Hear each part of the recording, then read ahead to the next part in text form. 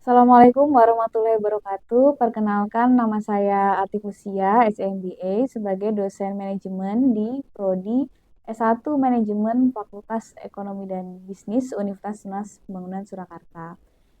Pada video kali ini, saya akan menjelaskan teknik pembelajaran yang saya gunakan kepada mahasiswa berupa teknik DIA atau Delivery, Interaction, dan Assessment.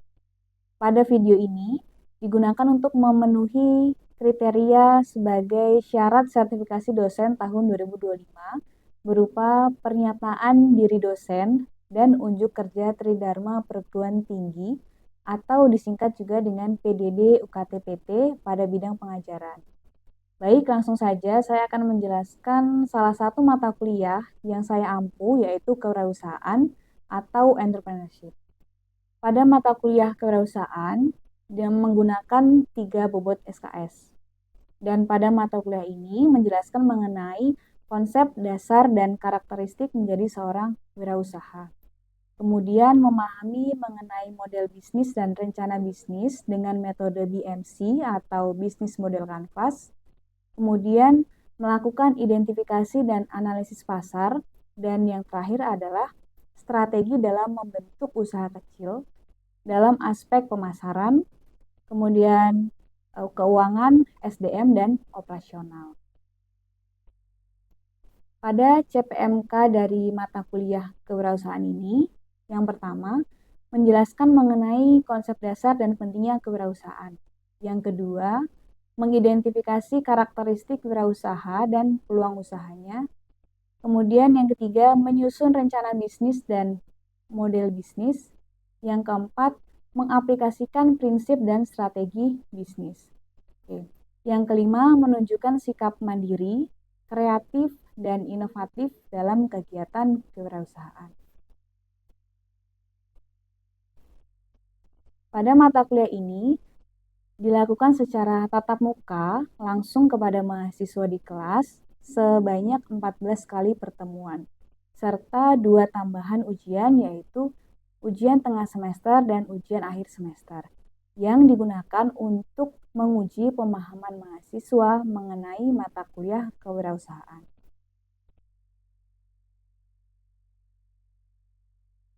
Metode yang saya gunakan yang pertama yaitu teknik delivery, yaitu bagaimana cara penyampaian materi kepada mahasiswa. Pembelajaran yang diberikan berupa ceramah, yaitu cara menyampaikan materi, konsep dasar, dan teori.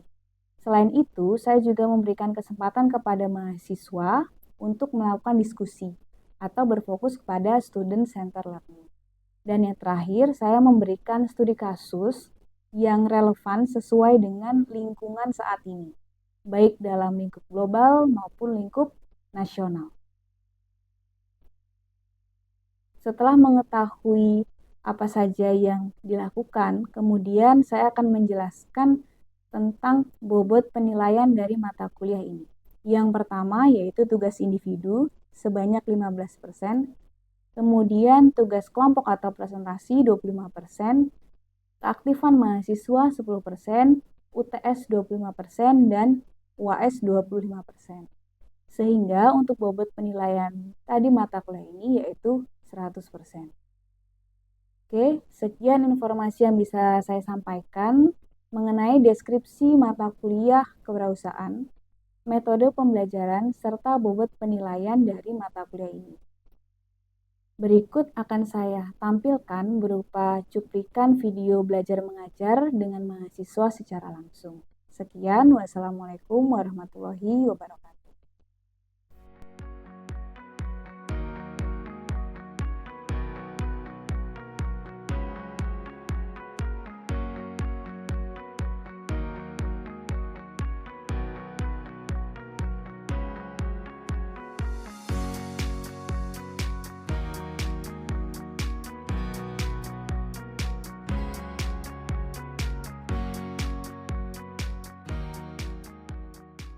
Assalamualaikum warahmatullahi wabarakatuh. Oke, kita masuk ke materi baru ya teman-teman, yaitu tentang bisnis model kanvas. Nah, sebelum masuk ke materi baru di pertemuan ini, Kira-kira masih ingat nggak kemarin itu atau minggu lalu tuh kita bahas tentang apa? Karakteristik seorang wirausaha. Oke. Kalau misalkan kita mau jadi seorang wirausaha, itu apa sih karakter yang harus dimiliki? Berani mengambil resiko. Oke. Terus ada lagi? Oke, bisa melihat peluang gitu ya. Jadi misalkan ketika kita mau membangun bisnis, kita melihat dulu kira-kira ada peluang nggak. Peluang itu dalam artian misalkan ada yang mau beli produk kita atau enggak, atau mungkin peluang untuk berkembang itu mungkin atau enggak gitu ya. Terus selanjutnya apalagi? Oke, punya keingintahuan yang tinggi. Oke, misalkan kalau kita mau jadi seorang pebisnis, mau nggak mau tuh kita harus punya keingintahuan yang tinggi. Misalkan, contohnya, kira-kira kalau kita mau membuat suatu bisnis, itu ada yang beli atau enggak. Nah, kita kan mencari tahu dulu nih. Jangan sampai kalau kita mau membuat suatu bisnis, ternyata kok nggak ada yang beli. Atau mungkin bahkan nggak ada yang tertarik atau nggak ada yang berminat. Nah, di mata kuliah minggu ini kita akan bahas tentang satu model atau rencana bisnis gitu ya, yaitu bisnis model kanvas atau kita singkatnya dengan BMC. Nah, BMC itu nanti ada 9 blok. Jadi metode dengan menggunakan BMC ini ada 9 blok. Nah, sebelum membahas lebih lanjut, kita akan membahas dulu tentang capaian pembelajarannya. Jadi ketika nanti teman-teman sudah selesai membaca atau sudah selesai mendapatkan materi ini, itu apa sih yang akan didapatkan? Nah, yang pertama, mahasiswa itu mampu merancang ide bisnis. Jadi kalau misalkan di sini teman-teman tertarik mau bikin bisnis, itu bisa menggunakan metode BMC ini. Gitu. Kalau teman-teman pernah mendengar bisnis plan atau rencana bisnis, itu juga hampir sama seperti BMC. Cuman BMC itu lebih sederhana, gitu ya. Terus yang kedua, mahasiswa mengetahui tools BMC yang ada 9 blok tadi atau 9 elemen. Terus yang ketiga ada mahasiswa itu mampu mengembangkan bisnis dengan tools BMC itu. Jadi kalau misalkan kita sudah ada rencana bisnis nih, kira-kira mau dikembangkan dengan tools BMC itu seperti apa sih ke belakangnya kayak gitu. Apa yang harus dilihat. Terus yang keempat, mahasiswa itu mampu mendesain dan menyempurnakan model bisnis dengan BMC gitu ya. Jadi misalkan teman-teman sudah punya bisnis, terus mau dikembangkan atau mau bikin produk baru. Nah, kalian bisa menggunakan metode BMC ini. Oke, outline atau pembelajaran di minggu ini kita akan bahas tentang model bisnis itu apa. Terus yang kedua 9 blok model bisnis canvas atau BMC sama contoh di perusahaan.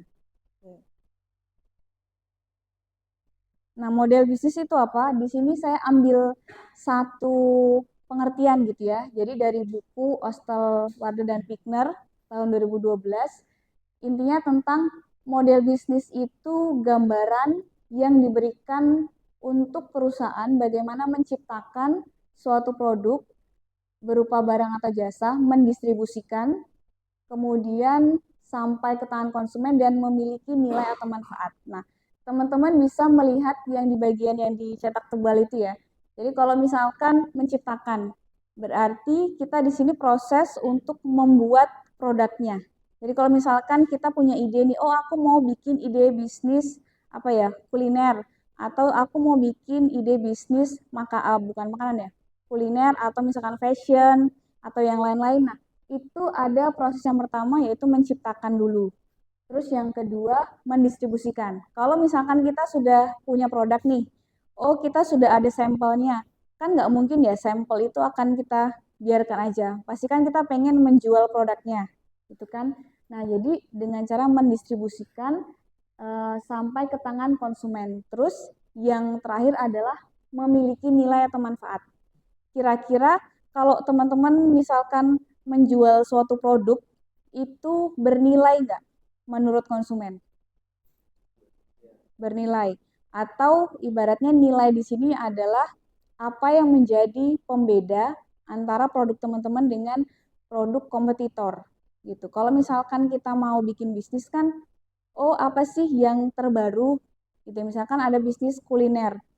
Kuliner itu kan semakin apa ya, semakin hari kan semakin banyak inovasi, terus juga semakin cepat kan. Kalau kita nggak sering inovasi, lama-lama produk kita kan mungkin akan ketinggalan dengan para kompetitor. Karena apa? Kompetitor tuh ngasih nilai atau manfaat yang selalu baru. Kayak gitu. Jadi itu pengertian dari model bisnis. Nah, lanjut ke topik utamanya yaitu BMC. Oke, ada yang pernah melihat bagan ini? Pernah? Ada yang belum ya? Oke. Jadi untuk yang belum pernah melihat, ini adalah 9 blok bisnis dari BMC. Jadi bentuknya seperti ini. Nah, ini saya berikan nomor gitu ya untuk mempermudah teman-teman melihat. Jadi yang pertama, customer segment. Kenapa menurut kalian gitu ya, customer segment itu ditaruhnya di pertama dalam suatu model bisnis? Segmen itu kan berarti target siapa orang yang mau beli gitu ya. Kalau misalkan kita tadi punya ide bisnis, kita misalkan sudah punya, oh aku mau jualan A gitu ya. Aku mau jualan makanan yang misalkan bakso gitu ya. Kira-kira segmennya itu siapa? Atau siapa orang yang mau beli produk kalian gitu. Terus yang kedua nih di tengah nih, value proposition atau proposisi nilai. Nah, tadi kan sebelumnya pengertian tentang model bisnis itu kan ada memberikan manfaat atau memberikan nilai. Nah, ini maksudnya di sini. Jadi, teman-teman ketika mau mendapatkan apa ya? Membuat suatu bisnis itu harus ada nilainya. Jadi, nilai itu tadi apa? Pembeda antara produk kita dengan produk kompetitor gitu. Atau misalkan manfaat tadi itu masuknya ke value juga. Terus yang ketiga itu channel. Channel itu artinya apa? Saluran jaringan. Oke. Jadi channel di sini misalkan ya, contohnya kita tuh sudah punya bisnis. Kita sudah punya produk, kita udah tahu keunggulan produk kita tuh apa. Nah, selanjutnya yang ketiga itu cara distribusinya. Kira-kira kalau kita mau jualan makanan tadi, kita mau jualnya dengan cara apa? Kalau menurut teman-teman, channel itu ada apa aja? Gimana cara kalian bisa menjual produk kalian ke konsumen? Itu caranya gimana? Misalkan jualnya melalui apa? Reseller, e-commerce, terus secara langsung. Jadi misalkan kita bagi menjadi dua, secara online atau misalkan secara offline gitu ya. Nanti secara online tuh banyak, bisa tadi dari e-commerce, bisa juga dari sosial media, terus mungkin dari kita jual kayak ada iklan dan lain-lain. Terus kalau misalkan secara offline itu apa? Biasanya kita jualnya secara langsung itu kita bentuk ada stand gitu ya. Misalkan ikut festival kuliner atau mungkin kita punya kayak toko sendiri atau misalkan kalau sekarang itu kita tidak punya toko, kita nggak punya ibaratnya etalase secara langsung, tapi kita misalkan memanfaatkan rumah, misalnya gitu ya. Jadi dibantu dengan perantara online, gitu ya, dari e-commerce atau mungkin dari kayak makanan atau misalkan kayak Shopee Food gitu dan lain-lain ya. Terus yang keempat ada customer relationship. Nah, biasanya kalau relationship kan artinya apa? Hubungan ya. Nah, ini customer. Jadi hubungan antara penjual dengan pembeli atau dengan customer. Jadi kalau yang ketiga, yang nomor tiga tadi yang channel itu gimana caranya kita bisa mendapatkan konsumen baru. Nah, yang nomor empat, gimana caranya mempertahankan konsumen yang sudah ada. Nah, kalau misalkan kalian sudah punya bisnis nih, terus biar bisa bertahan bisnisnya itu apa yang kalian lakukan atau ibaratnya treatment apa yang kalian lakukan ke para konsumen kalian biar bisa tetap beli terus. Membership gitu ya, terus diskon, terus mungkin ada promo-promo menarik di misalkan di tanggal-tanggal tertentu atau di bulan-bulan tertentu gitu ya. Oke. Masuk ke yang kelima itu ada revenue stream. Revenue stream atau sumber pendapatan.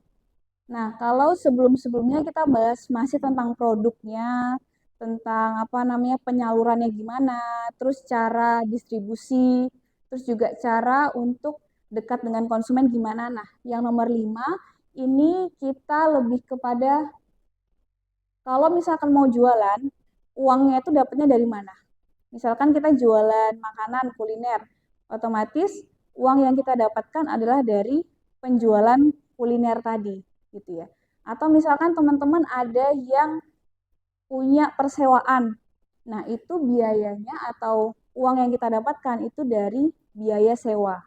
Atau misalkan ada dari biaya komisi dan lain-lain itu bisa. Terus yang keenam yang atas itu ada key activities atau aktivitas utama atau aktivitas kunci. Jadi misalkan teman-teman di sini mau bikin bisnis gitu ya.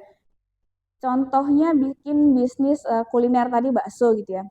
Kalau kita mau bikin bakso tadi, aktivitas apa yang akan kita lakukan untuk bisa menghasilkan bakso tadi? Kalau kita bikin bakso ya, kita harus ngapain sih biar bisa menghasilkan bakso itu? Memproduksi. Oke. Sebelum memproduksi berarti harus ada pembelian misalkan bahan baku. Jadi yang nomor 6 itu berupa aktivitasnya. Jadi misalkan pembelian bahan baku atau mungkin merencanakan dulu nih sebelum kita ke pasar. Kalau misalkan kita tiba-tiba ke pasar nih kan kita blank. Kita mau beli apa namanya daging berapa kilo atau bahan-bahan berapa kilo gitu kan. Tapi kalau kita sudah rencanakan, oh hari ini misalkan mau memproduksi 10 kilo bakso. Kira-kira daging yang harus dibeli itu berapa?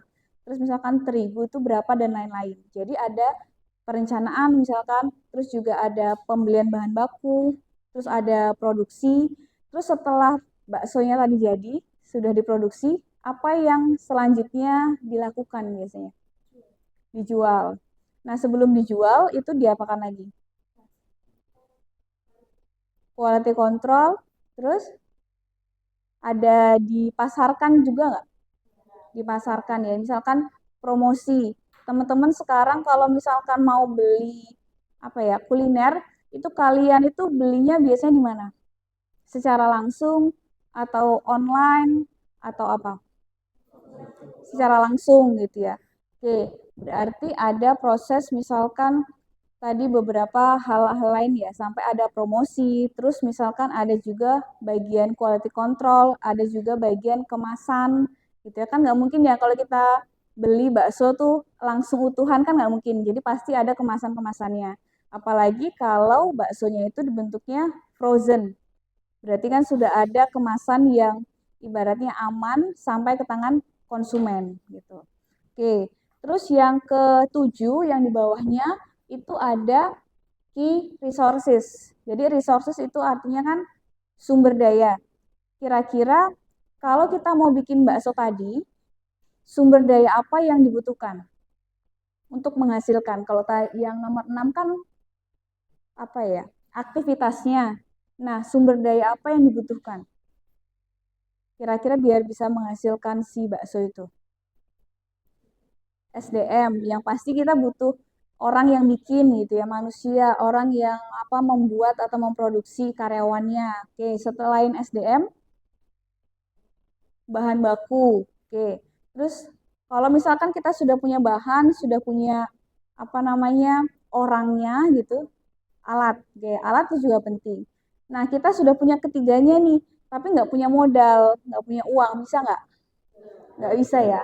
Jadi tetap harus ada modalnya juga atau finansialnya. Terus mungkin teman-teman di sini ada yang tahu kalau suatu produk kan ada apa ya intelektualnya ya. Kayak intelektual misalkan kita sudah punya berbagai macam cabang dimanapun atau kita bikin franchise itu kan ada kekayaan intelektual, ada HKI-nya.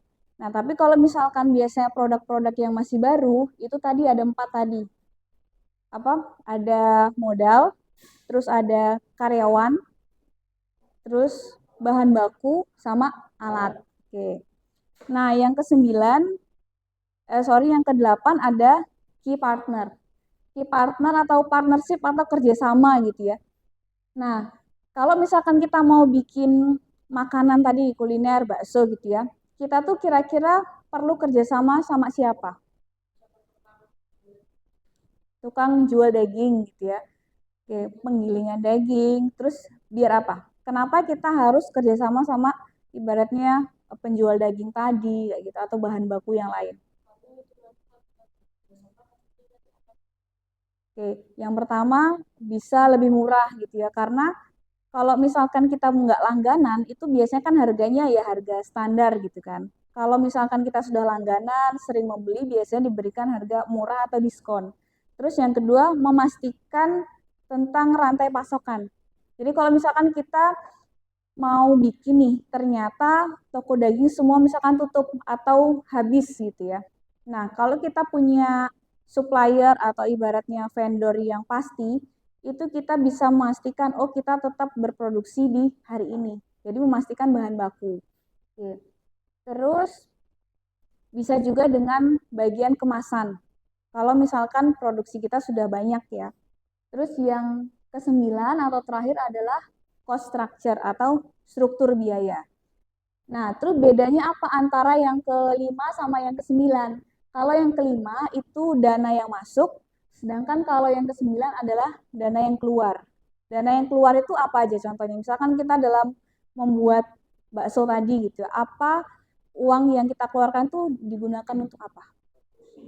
Untuk produksi, tenaga kerja yang membayar karyawan, oke. Apa? Overhead. Terus apalagi? Operasional. Operasionalnya apa? Ada listrik, terus bensin atau transportasi gitu ya. Terus ada lagi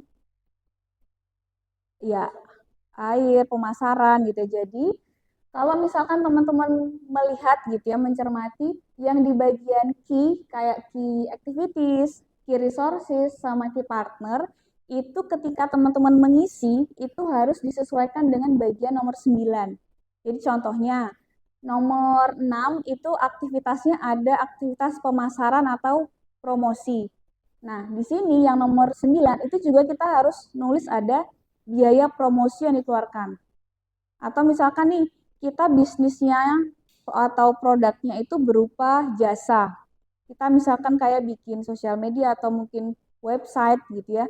Itu kan nggak ada produk yang pasti gitu ya. Tapi berupa jasa atau produk digital. Nah, untuk biaya yang dikeluarkan itu misalkan kita perlu maintenance atau misalkan apa ya, ya maintenance dari segi server atau mungkin dari alat-alat elektronik yang kita gunakan. Jadi intinya kalau kita menulis nomor 6, 7, 8 itu yang nomor 9 itu juga harus dilihat apakah ada dana yang keluar atau ada dana yang masuk kayak gitu. Misalkan kita kerjasama, ternyata kerjasamanya itu malah menghasilkan uang atau menguntungkan. Berarti ditaruhnya di nomor 5 atau 9. Kalau kita kerjasama tapi menghasilkan uang. Nomor 5 ya. Jadi nomor 5 itu tentang revenue stream. Gitu. Oke. Nah, tadi kita sudah membahas tentang BMC gitu ya. Nah, di sini ada teman-teman yang mau tanya mungkin. Ya, jelaskan ini namanya siapa? Oke, Mas Suntoro, pertanyaannya apa? Tentang BMC ini apakah bisa digunakan untuk semua bidang? Oke, saya ulangi ya pertanyaannya. Apakah metode BMC itu bisa digunakan di semua bidang bisnis? Oke, langsung saya jawab ya. Jadi kalau misalkan untuk penggunaan BMC ini sebetulnya bisa teman-teman gunakan untuk semua bisnis. Jadi misalkan tadi kita bahasnya bisnis kuliner atau ada produknya. Tapi kita juga bisa membahas ini untuk produk digital atau misalkan produk yang berupa jasa. Jadi semua apa namanya produk itu sebetulnya bisa menggunakan analisis ini.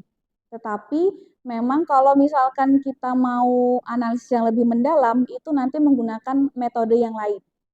Gitu. Tapi intinya ketika teman-teman baru mau bikin ide bisnis atau misalkan udah ada ide bisnis tapi mau mengembangkan produk baru itu bisa menggunakan BMC ini. gitu. Oke, ada lagi? Ya, siapa? Nama saya Abdul Sorry. Ya, Mas Dang. Metode BMC itu apakah ada Kelemahan dari metode BMC. Oke. Kalau misalkan kelemahan pasti ada. Dari 9 blok yang kita bahas tadi, itu kan membahas tentang ibaratnya luarannya aja ya, secara dasarnya aja. Nah, kalau misalkan kelemahannya itu hanya bisa digunakan untuk perusahaan-perusahaan atau UMKM yang masih kecil. Tapi contohnya kalau perusahaan yang sudah besar, yang mungkin sudah punya cabang di mana-mana, di luar negeri dan lainnya, itu kan perlu analisis mendalam yang lebih kompleks. Jadi, dia itu kalau kita melihat tadi 9 blok itu kan hanya awalannya aja.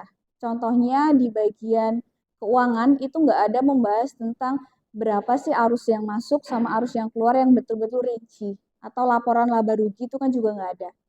Jadi kalau untuk BMC itu kelemahannya memang sebaiknya digunakan untuk bisnis yang baru atau bisnis dengan skala yang kecil. Gitu. Oke. Demikian video penjelasan singkat mengenai mata kuliah yang saya ampu, yaitu kewirausahaan, serta cuplikan video pembelajaran. Semoga dapat menjadi gambaran mengenai bagaimana proses belajar mengajar di UTP Surakarta. Dan saya mohon maaf jika dalam penyampaiannya terdapat banyak kekurangan. Kemudian saya mengucapkan terima kasih kepada pihak-pihak yang terkait pada program sertifikasi dosen tahun 2025 ini. Sekian, wassalamualaikum warahmatullahi wabarakatuh.